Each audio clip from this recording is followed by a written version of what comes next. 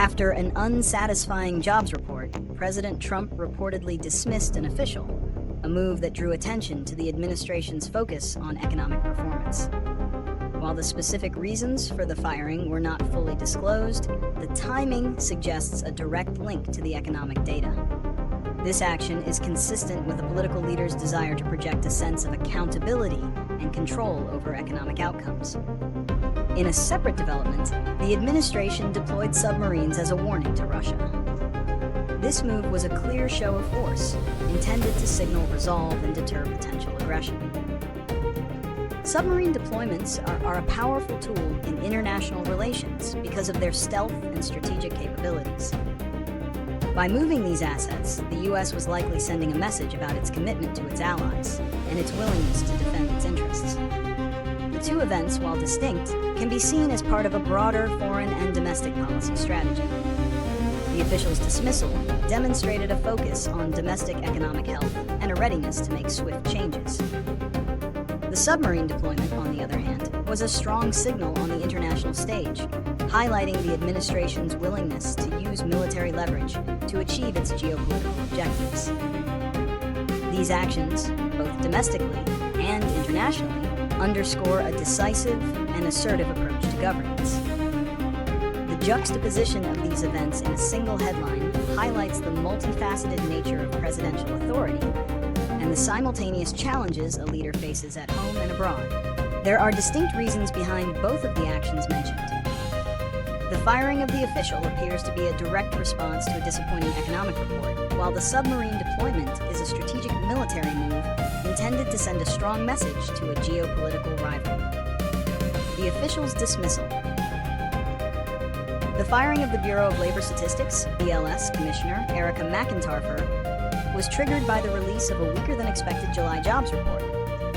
President Trump, in a social media post, accused the official of manipulating the data for political reasons, asserting that the numbers were rigged to make him look bad. This action can be seen as a way to control the narrative around the economy and a method of placing blame for negative economic news on a political appointee from the previous administration. The report showed that only 73,000 non-farm jobs were added in July, with significant downward revisions to the numbers from May and June. Critics of the firing argued that it was an attack on the integrity and independence of federal economic data, which is widely considered the gold standard for unbiased analysis. The submarine deployment. The decision to deploy submarines was a reaction to what the administration called highly provocative statements from former Russian President Dmitry Medvedev. The exact nature of Medvedev's comments was not fully detailed, but they were reportedly in response to a U.S. ultimatum about the war in Ukraine and included references to Russia's nuclear capabilities. By moving submarines, which are powerful and stealthy naval assets, the U.S. was engaging in a form of nuclear saber-rattling. The action was intended to be a strong deterrent, signaling to Russia that the U.S. was serious about its threats and prepared to respond to any aggressive actions. This is a classic example of using military posture to influence geopolitical tensions and send a clear warning without engaging in direct conflict. The firing of the Bureau of Labor Statistics Commissioner, Erica McIntarfer, has drawn widespread condemnation from economists and political figures, raising serious questions about the independence of federal economic data. Critics have accused the president of shooting the messenger and politicizing a nonpartisan agency. This action could damage the credibility of U.S. economic statistics, which are the gold standard globally and are crucial for businesses, financial markets, and policymakers. The move has led to fears that future economic data could be manipulated for political gain, undermining public and investor confidence.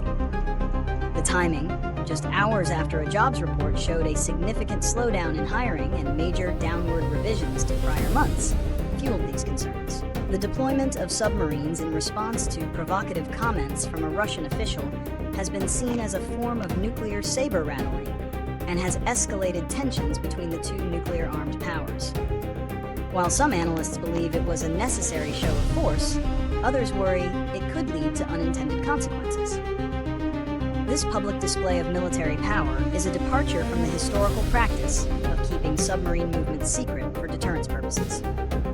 It sends a strong signal of resolve, but it also increases the risk of miscalculation, especially given the current geopolitical climate and the lack of communication channels that were previously maintained under treaties like New START. The action has been criticized as being both reckless and unhelpful in de-escalating a tense situation. Economic data integrity.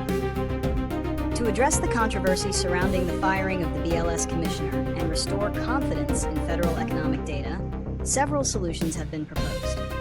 One primary solution is to strengthen the legal protections for officials at independent agencies like the BLS. This could involve codifying a process that requires a higher standard for dismissal, such as a vote by a bipartisan board or a review by a neutral third party. Additionally, increasing funding for these agencies to ensure their independence is another potential solution.